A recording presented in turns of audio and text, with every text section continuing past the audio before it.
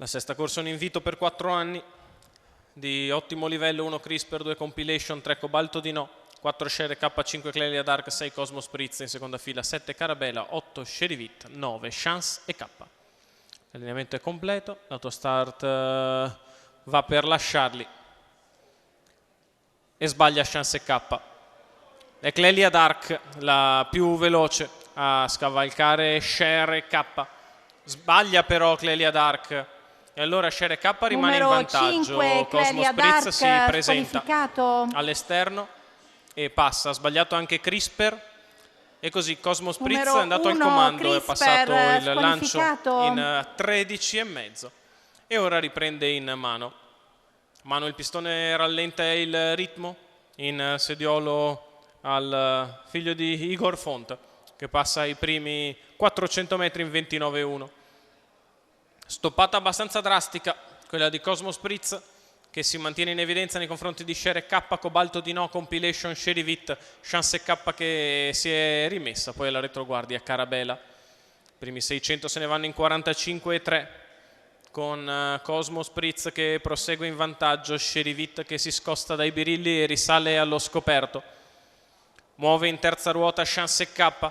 Pietro Gubellini dà una sveglia alla corsa mentre sbaglia Carabella nelle retrovie, 1 minuto e 6 decimi la metà gara. Carabella squalificato. Chance K che cerca di andare a prendere sotto tiro Cosmo Spritz, il quale comincia a pedalare dopo essersi permesso 800 metri di tutto comodo. Il chilometro se ne va in 1,14,7 con una frazione in 14,1. Sbaglia anche Share K, squalificato. così Chance K scende in seconda posizione avanti a Cobalto di No. Poi Sherivit sono rimasti in 4, torna di fuori Chance K, bucata dentro da Cobalto di No, i 3/4 di miglio in 1,28,8. Cosmo Spritz che cerca la fuga da Chance K, Cobalto di No e Sherivit 14,1 anche di là, con Cosmo che ha 3 lunghezze da gestire nei confronti di Chance, Cobalto e Sherry. Cosmo Spritz in retta d'arrivo e in netta evidenza nei confronti di Chance K che prova a tornare. Sherivit a centropista è in vantaggio, Cosmo Spritz prova a tornare Chance K, ma Cosmo Spritz ha guadagnato il vantaggio decisivo, vince